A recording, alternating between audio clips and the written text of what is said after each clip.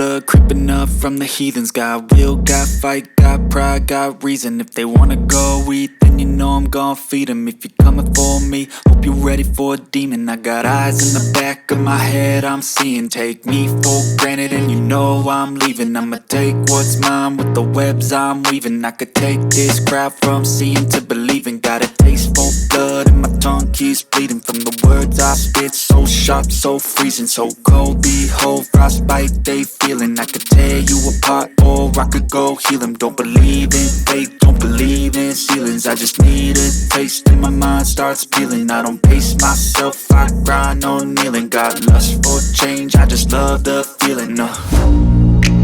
I ain't gonna give up. Got too little time, I'ma live up. Head down, push forward. And how are you guys doing? I hope आप सब बहुत बहुत अच्छे होंगे और बहुत अच्छा कर रहे होंगे. And I welcome all the lovely viewers to the 5th episode of the Dot Putter Show from Ordinary to Less Ordinary. और आज जिस Less Ordinary Dimension की हम बात करने वाले हैं, बहुत ही सुंदर Less Ordinary Dimension है. अगर आपकी पकड़ में अगर आप उस डायमेंशन को इन्वोक कर पाओ. एंड आज जिस डायमेंशन को हम खोलने की बात करेंगे वो डायमेंशन है जिससे आपकी डायरेक्टली विल पावर भी इंक्रीज होती है और साथ ही साथ में it gives you that particular energy, that support and that motivation कि अगर आप बिल्कुल डिवेस्टेटेड, आपकी लाइफ पूरी डिवेस्टेटेड हो चुकी है और इन अदर वर्ड्स आप जो काम कर रहे हैं उसमें बिल्कुल सफल नहीं है या आपको कुछ नहीं समझ आ रहा, या सिर्फ काम के रिलेटेड नहीं, लाइफ में अगर आपके खुद कुछ जो सगे संबंधी है, जो आपके घर वाले हैं, या किसी भी वजह से कहीं कोई डिफरेंसेस क्रिएट हो गए आपके रिलेशनशिप में कहीं भी, उसके बावजूद भी वो चीज आपको, वो लेस ऑर्डिनरी डायमेंशन आपको फिर भी आगे बढ़ाती चली जाएगी और आपको उस चलने का साहस देगी और आप आगे बढ़ते चले जाओगे. तो आज जिस लेस ऑर्डिनरी डायमेंशन की हम बात करने वाले हैं वो लेस ऑर्डिनरी डायमेंशन है जो एक अपने आप में बहुत इंपॉर्टेंट डायमेंशन है, वो है विल पावर. अब ये जो will power less ordinary dimension है ये एक और डायमेंशन से जुड़ी हुई है. तो पहले विल पावर कैसे बढ़ेगी उसको समझने से पहले वो डायमेंशन समझनी जरूरी है. ये दोनों आपस में जुड़ी हुई है और वो डायमेंशन है लव, प्यार, LOVE. ये जो 4 लेटर का शब्द है, जनरली जब भी बात आती है लव की तो इट इज ऑलवेज दैट कि हमारे माइंड में जो एक इमेजिनेशन बनती है, we always think of that two opposite sex, two opposite gender, that there is a boy and a girl, there is a male and a female. तो एक generally हमारे माइंड में हमेशा एक नोशन बनती है जब भी हमें जब इस वर्ड को हम सुनते हैं, जो पहली चीज हमारे माइंड में स्ट्राइक करती है. बट ये एक ऐसी डायमेंशन है जिसको हमने सही तरीके से अगर समझ लिया तो 100% हमारी जो less ordinary dimension will power वाली है वो बहुत जल्दी ऊपर उठ जाती है. तो इस डायमेंशन को समझने के लिए, क्योंकि मेजॉरिटी ऑफ लोगों के साथ दिक्कत क्या है कि they do not know what is truly love means, love का मतलब क्या है. तो इस डायमेंशन को समझने के लिए सबसे पहले समझते हैं व्हाट इज लव. तो लव, बहुत सारे लोगों के माइंड में एक अलग अलग इसके लिए एक नोशन चलता है और एक अलग अलग विचार चलते हैं, अलग अलग माइंडसेट है, अलग अलग रीजंस हैं, अलग अलग चीजें हैं. बड़े सारे लोग लव को, majority of people they connect love with an emotion, which is yes certainly the emotion is a way through which you feel it. But वो लव को इमोशन के थ्रू ही कनेक्ट कर लेते हैं और वो सोचते हैं लव का मतलब इमोशन है. कोई emotion is just the experiential part of that particular word जिसको आप बोलते हैं. But in a very simplistic way, if I have to say, because हर चीज को सिंप्लीफाई करने पे ही हम उसके एक्चुअल ज्ञान तक पहुंच पाते हैं. What is love? लव, प्यार एक ऐसी चीज है आप कब कहते हो कि किसी चीज के लिए, किसी चीज को मुझसे कोई प्यार है या मुझे उससे प्यार है? Love is only said when आप जब अपने आप को उस चीज, उस इंसान, उस पर्टिकुलर चीज के लिए आप अपने आप को फॉल कर सकते हो, यानी कि आप अपने आप को कंट्रीब्यूट कर सकते हो, यानी कि आप अपने सेल्फ को, अपनी आइडेंटिटी को उसके लिए छोड़ सकते हो। क्योंकि होता क्या है, we all carry a persona, हम सबका एक पर्सोना है। जैसे किसी का पर्सोना है, he is a very good athlete, he is a very good author, he is very obedient, he is a person who is not having any etiquette. So there are different different personas. हर किसी का एक persona होता है, personality, और ये persona ही हमारी identity होती है। जैसे कोई कहता है कि ये एक वेल रिनाउंड सिंगर है, तो एक सिंगर होना एक पर्सोना है, और ये पर्सोना ही हमारी आइडेंटिटी है। और जब आपकी कोई आइडेंटिटी होती है, अब जरूरी नहीं है आइडेंटिटी जब आप बहुत बड़े, आपका नेम और फेम हो जाता है तभी बनती है। आइडेंटिटी आपकी राइट फ्रॉम द बिगिनिंग बननी शुरू हो जाती है। Right after you take a birth and you come into this world, एक आइडेंटिटी डेवलपमेंट स्टार्ट हो जाती है। क्योंकि सराउंडिंग्स को देखते हो तो आइडेंटिटी धीरे धीरे सराउंडिंग्स को कैप्चर करते हो, और उस कैप्चर में होते होते वो आपके साथ जेलअप होती है और आपकी एक आइडेंटिटी बिल्टअप होती है। अब जब ये आइडेंटिटी बिल्टअप होती है तो उस आइडेंटिटी को प्रोटेक्ट करना ये आपके इंटेलेक्ट का काम है, ये आपकी बुद्धि का काम है। बुद्धि जो है वो आपके इंटेलेक्ट, आपकी आइडेंटिटी को हमेशा बचाएगी। जैसे किसी ने कहा तू बेकार है, तो आप कभी ये कहोगे कि मैं बेकार हूं? आप कभी भी नहीं कहोगे। आप हमेशा उसकी जस्टिफिकेशन दोगे या उसके काउंटर कुछ सोचोगे। इसी तरीके किसी ने कहा कि राम जो है, ये राजेश जो है, ये राम से ज्यादा अच्छा राइटर है, तो आपको क्या लगेगा कि नहीं, मैं भी अच्छा राइटर हूं, कैसे है वगैरह।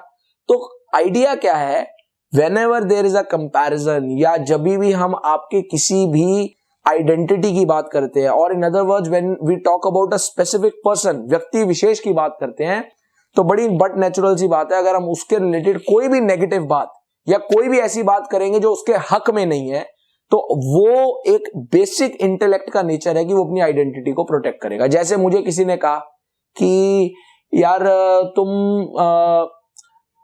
जैसे एग्जाम्पल है भाई, शुरुआत में मान लीजिए मैं जब अंग्रेजी बोल रहा था, मेरे को किसी ने कहा कि यार तूने ना अंग्रेजी अच्छी नहीं बोलता, तो मुझे लगा यार मैं क्यों अच्छी नहीं बोलता। नहीं, मैं उसको जस्टिफिकेशन देने लग गया, नहीं यार मैं तो, होता है ना किन्हीं की आदत होती है कि वो एक्सेंट बदल के बोलते हैं, तो उनकी आदत होती है नहीं यार मैं तो ठीक बोल रहा था, वो तो मैं जान के बोल रहा था। रीजन, आपको अपनी, हमेशा हर इंसान की आदत है अपनी आइडेंटिटी को प्रोटेक्ट करना है। अब जनरली धीरे धीरे धीरे क्या होता है कि आइडेंटिटी को प्रोटेक्ट करते करते as we grow up with age, after a certain age, and it has been scientifically determined, when you cross the adolescent age or when you cross your teenage age, उसके बाद आपका persona जो है, आपकी identity है, वो strong होनी शुरू हो जाती है। And by the time you cross 25, वो और ज्यादा स्ट्रांग हो जाती है, और उस समय वो इजिली टूट नहीं पाती। मतलब उसको तोड़ना बड़ा मुश्किल हो जाता है। अगर कोई भी चीज उसके अगेंस्ट में आएगी, आप हमेशा उसको काट दोगे, हमेशा आप उसको जस्टिफिकेशन से काट दोगे। Now, what is the meaning of true love? True love means when you can dissolve, when you are ready, consciously, unconsciously, you are ready to dissolve yourself for that particular thing. ये process conscious और unconscious दोनों तरीके से होता है, but genuinely it has to be a conscious process. जब आप अपने आइडेंटिटी, अपने सेल्फ को किसी भी चीज के लिए डिसॉल्व करने के लिए तैयार हो जाए, that is called as love. Now this love can be love with a person. आपको कोई ऐसा इंसान मिल गया, be it of an opposite sex or your friend of the same sex, it does not mean with any of the physical relationship I am talking about. What I am saying is it's actually a state. वो एक ऐसी experiential state है जिस state में आप अपनी self identity को उस दूसरी एंटिटी, वो एंटिटी एक इंसान भी हो सकता है, कुछ चीज भी हो सकती है, वो करियर भी हो सकता है, वो कुछ भी हो सकता है, जब आप उसके लिए अपने आप को डिसॉल्व करने को रेडी कर देते हो। इसलिए जो वो इंग्लिश की एक स्टेटमेंट है ना, एवरीवन मस्ट हैव हर्ड, आप सबने सुनी होगी, बड़ी अच्छी स्टेटमेंट है कि one should fall in love. So that statement ideally is absolutely correct. अगर समझा जाए, one should fall in love means आपको, you have to fall in love. अब फॉल डज नॉट मीन आपको गिर जाना है या आपको उसके पैर में पड़ जाना है, या आई नो आप लोगों के जो और दिमागों में गंदे गंदे विचार आ रहे होंगे, वो मतलब नहीं है फॉल होने का। Fall in love very simple means जो आपकी आइडेंटिटी है, जो सेल्फ है, जो पर्सोना है, जिससे आपकी इनडायरेक्टली ईगो डेवलप होती है, उसको फॉल करना। यानी कि आप उस चीज को गलत सही से परे होकर के देख सकते हो। आप उस चीज को गलत सही से परे होकर देख सकते हो, और सबसे बड़ी बात, आप उसको अपने से ऊपर देख सकते हो या अपने से बड़ा देख सकते हो। This is called as true love, which can be for a person, for an entity, for a thing, for a career, for a life, for anything that you are doing. अब आज की डेट में majority of लोगों के साथ किसी भी चीजों की मैं बात करता हूं, रिलेशनशिप क्राइसिस क्यों है? क्योंकि वो कहते तो है कि यार मुझे प्यार हो गया। आजकल तो ऐसा है ना, हमारे यंगस्टर्स के साथ उनका प्यार होता है 4 दिन का। आज एक के साथ हुआ, कल किसी के साथ हुआ, परसों किसी के साथ, तरसों किसी के साथ हुआ। But the fact is it is not about a girl and a boy, but it is about everyone. आपको you can have that love with a father, with a mother, with anyone. तो अगर हम समझे relationship crisis क्यों होते हैं, पता लगता है एक बाप और एक बेटे का झगड़ा हो गया या बात नहीं बनी। क्यों बनी? सिंपल कारण है, बिकॉज द फैक्ट इज उनमें से जो बेटा है, अगर मैं क्योंकि धर्म के अनुसार चलना भी जरूरी है, उसके पीछे कुछ कारण है, वो मैं आने वाले एपिसोड्स में डिस्कस करूंगा। कहीं पर वो इस बात को खुद नहीं एक्सेप्ट कर पा रहा कि अगर वो कहता है मैं लव में हूं, तो that means he has to fall. उसको अपनी आइडेंटिटी अपने फादर के साथ छोड़नी पड़ेगी। इन द सेम वे, अगर एक बात करें एक लड़का लड़की की, हस्बैंड वाइफ की, एक कपल की, बोथ हैव देयर पर्सोनास। और आज की डेट में why there are more relationship crisis, because they have their strong persona, they don't want to lose the persona.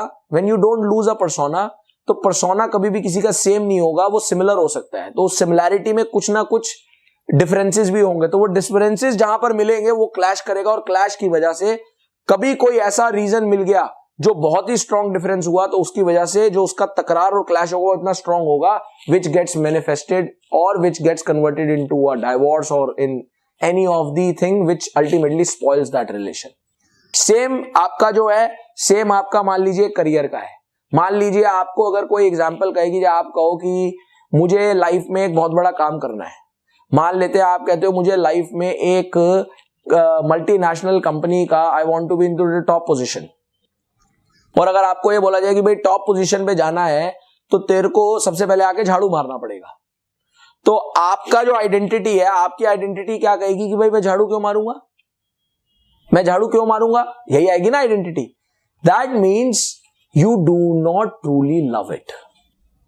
So love simply means that you are ready to fall, make yourself fall for it. आप ready हो चुके हो अपने आप को उस चीज के लिए fall करने के लिए। You are ready कि मैं अब इसके लिए अपने आप को छोड़ दूंगा।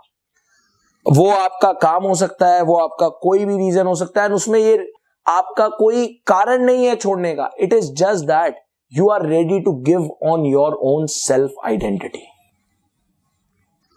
So once you understand what is this true love, it is very easy for you to become successful in your life, and certainly it becomes very easy for creating a strong willpower as well. अब वो कैसे? Love का will power से क्या लेना देना भाई? See what happens when you are convicted for something. Conviction कब आती है? जब उससे मोहब्बत होती है। मोहब्बत कब होती है? मोहब्बत का मतलब जब आप अपने सेल्फ को उसके लिए डिसॉल्व करने को लिए तैयार हो।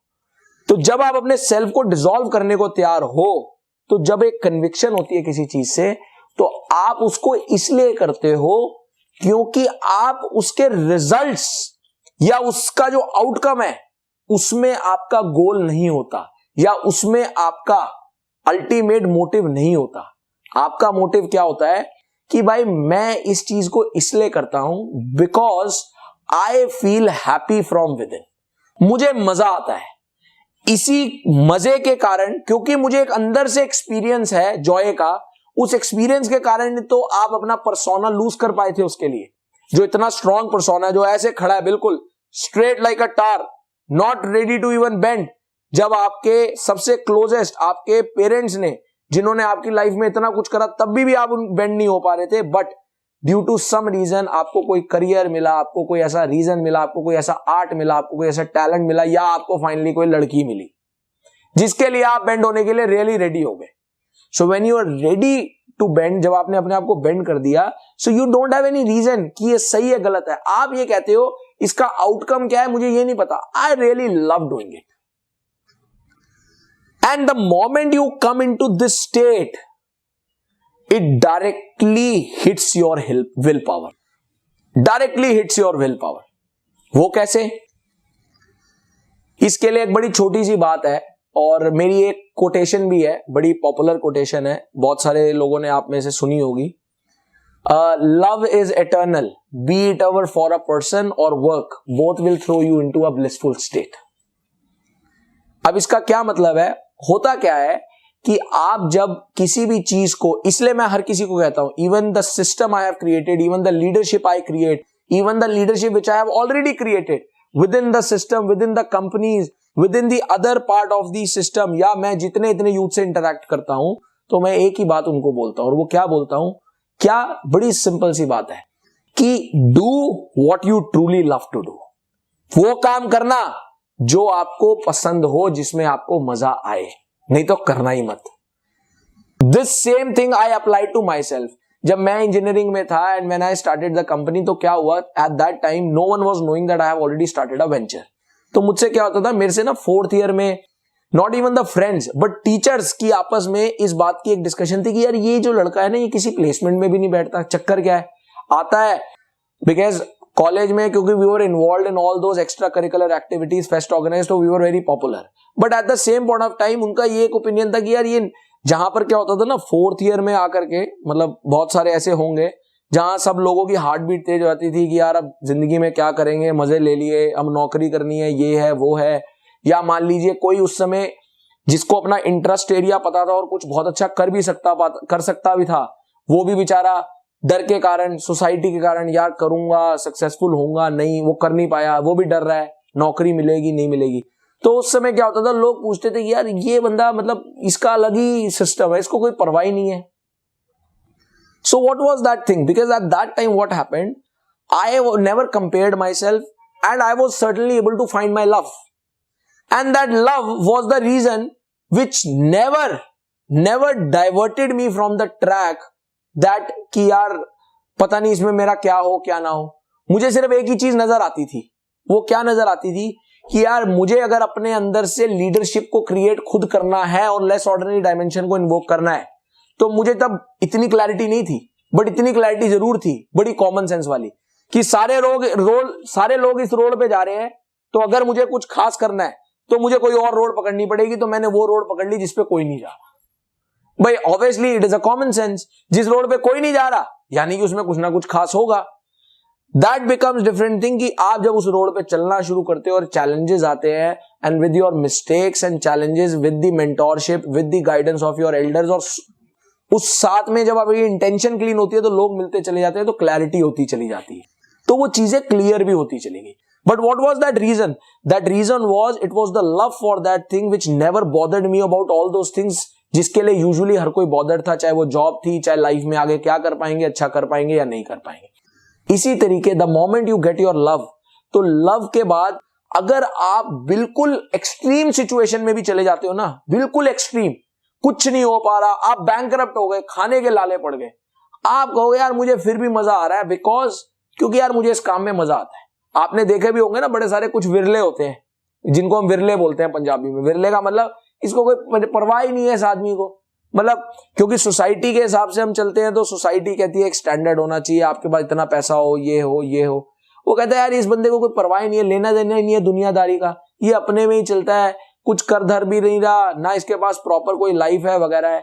बट पॉइंट क्या है, अगर वो आदमी खुद कर्म योगी है, मतलब ही बिलीव्स इन कर्मा, वो कर्म कर रहा है, तो ही नोज कि भैया मैं जिस चीज के लिए कर्म कर रहा हूं, पता नहीं इसका रिजल्ट आ जाएगा, कल आएगा, आएगा जरूर, लेट आएगा, बट वो उस रिजल्ट की इंटेंशन से नहीं, क्योंकि मुझे इसमें मजा आ रहा है, वो करता चला जा रहा है.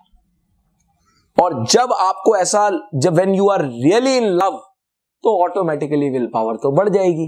कैसे भाई? जब आप उसको बिना किसी रीजन के करते जा रहे हो, बिना किसी रीजन के करते जा रहे हो और उसका आउटकम नेगेटिव आ रहा है, पॉजिटिव आ रहा है, पॉजिटिव में तो चलो फिर कोई खुश हो जाएगा, नेगेटिव आ रहा है तो भी आपको कोई खास फर्क नहीं पड़ रहा, तो ऑटोमेटिकली ये आपकी अनकॉन्शियसली विल पावर को बढ़ा देता है, यानी कि सहन शक्ति को। अब कल को अगर कोई चीज ऐसी भी आपके सामने आई ना जिसको आप नहीं प्यार करते, तो उस केस में भी आपके अंदर ठहराव होगा और उस चीज को जो आप जल्दी गिव अप कर देते हैं ना, आप जल्दी नहीं गिव अप करोगे, आप उसको, आपकी विल पावर अनकॉन्शियसली इतनी बढ़ चुकेगी कि आप उसको सस्टेन कर जाओगे।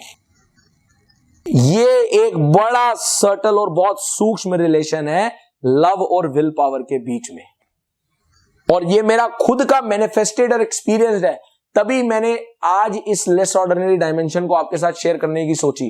क्योंकि बहुत सारे लोग शुरुआत में सोचते हैं कि अरे यार लव का और विल पावर का आपस में क्या लेना देना, मतलब कुछ कनेक्शन समझ नहीं आया, बट बहुत गहरा कनेक्शन है इन दोनों चीज का। That is why I say to everyone, please do what you really love to do.